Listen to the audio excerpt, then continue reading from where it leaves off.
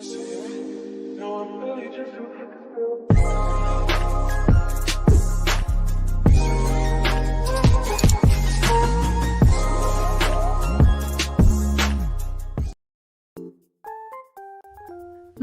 araw mga bata!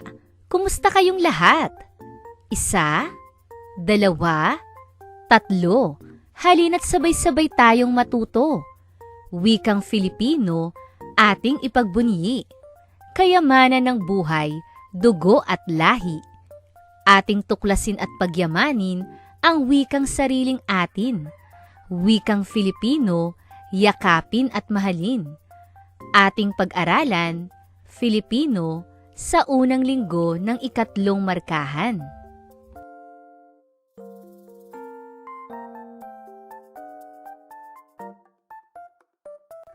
Ang ating paksang araling tatalakayin sa linggong ito ay tungkol sa pagsulat ng wastong baybay at bantas ng mga salita.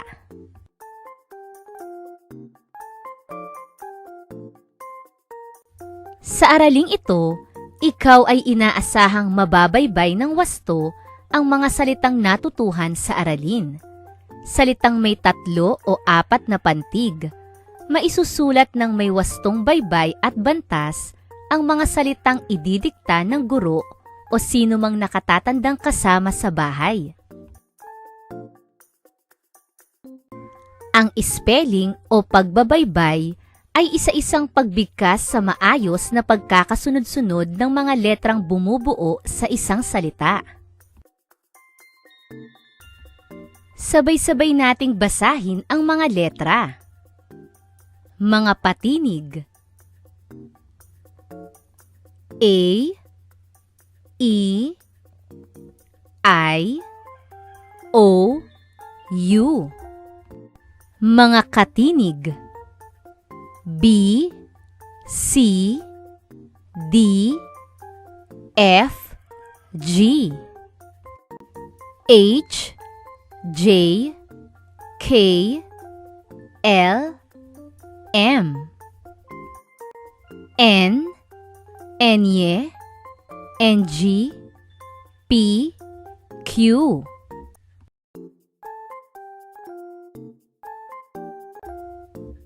R, S, T, V,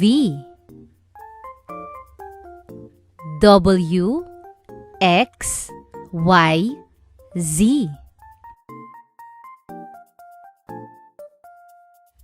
Ang tawag sa mga letra ng alpabetong Filipino ay ayon sa bigkas Ingles ng mga Pilipino maliban sa Nye. Ang pagbigkas o pasalitang pagbabaybay sa Filipino ay ginagamitan ng titik at hindi ito pinapantig. Narito ang ilan sa mga halimbawa ng mga salitang may 3 o 4 na pantig.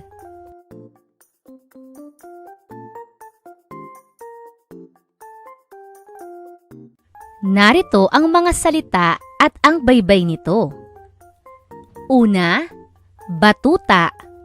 B, A, T, U, T, A. Batuta. Ikalawa, platito.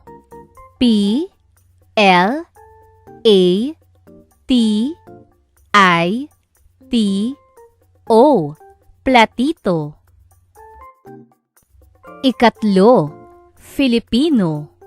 Capital F, I, L, I, P, I, N, O. Filipino. Ika-4, abaniko.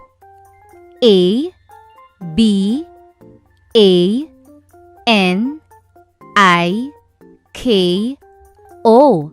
Abaniko. Katipunan. Capital K, A, T, I, P, U, N, A, N. Katipunan.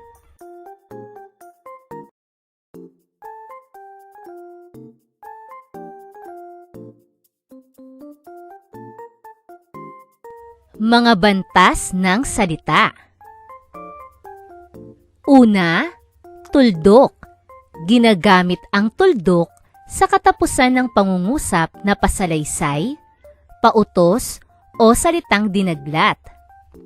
Halimbawa, una, ang hangin sa bukid ay sariwa. Ginagamit ang tuldok sa hulihang bahagi ng pangungusap na pasalaysay. Ikalawa, kuhanin mo ang aklat sa ibabaw ng mesa. Ginagamit ang tuldok sa hulihang bahagi ng pangungusap na pautos. Ikatlo, si Ginang Reyes ay mabait na kapitbahay.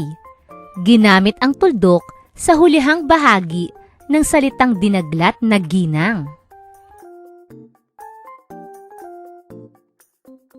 Ikalawa, pananong. Ginagamit ang tandang pananong sa pangungusap na nagtatanong. Halimbawa, sino ang ating pambansang bayani? Makikita sa hulihang bahagi ng pangungusap ang tandang pananong.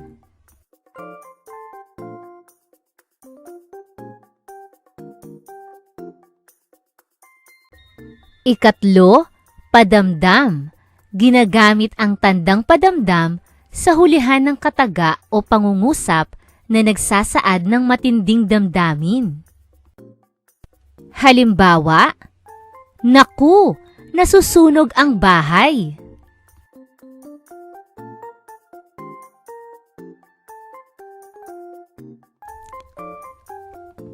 Ikaapat, kuwit. Ginagamit ang kuwit sa paghihiwalay ng mga salita at lipon ng mga salitang magkakauri. Halimbawa, bumili si nanay ng isda, gulay at karne sa palengke.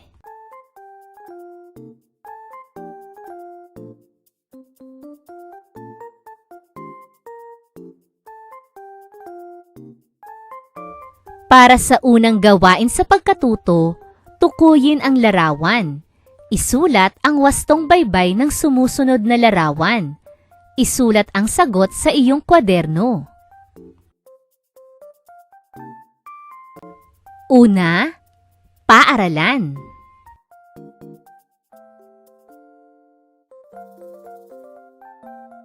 Ikalawa, kawayan.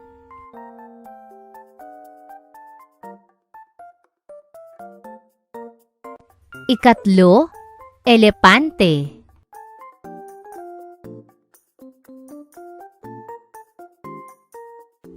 Ikaapat, kalabasa.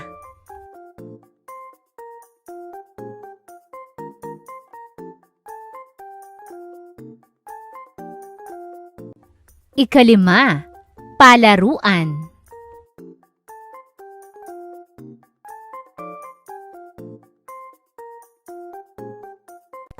Ika-anim, saranggola.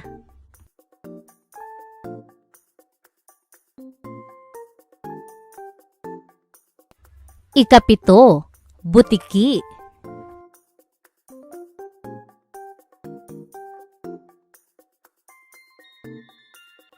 Ika-walo, gusali.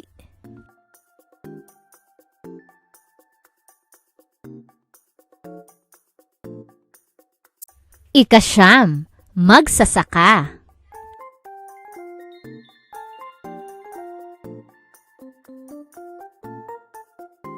Ika-sampu, watawat.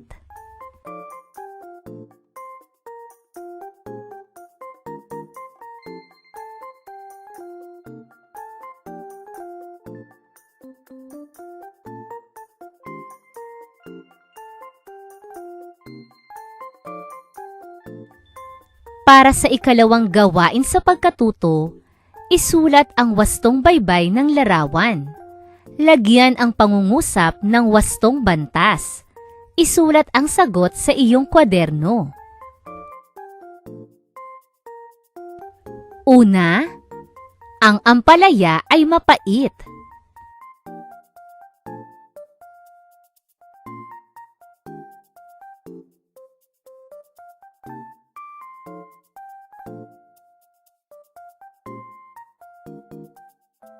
Ikalawa, nakita mo ba ang kalihim ng edukasyon sa telebisyon?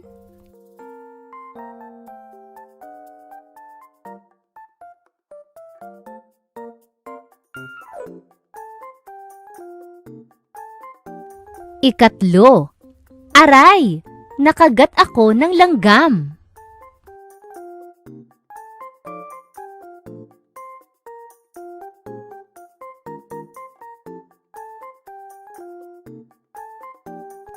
Ikaapat, nasira nina Michael, Noli at Lino ang bentilador.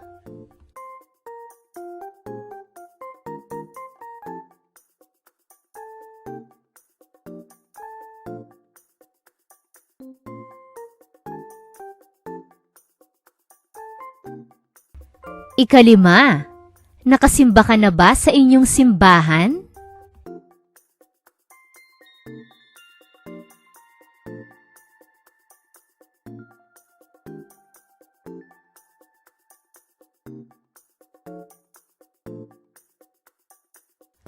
Kumpletuhin ang pangungusap. Isulat ang sagot sa inyong kwaderno.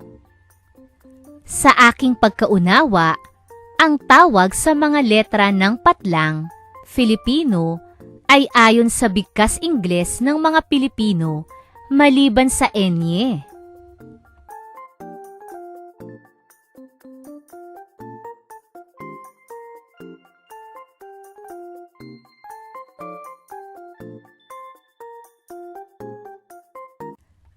Umaasa akong naunawaan ninyo ang ating aralin sa araw na ito. Maraming salamat sa inyong pakikinig at pakikilahok sa ating mga gawain. Hanggang sa muli mga bata, paalam!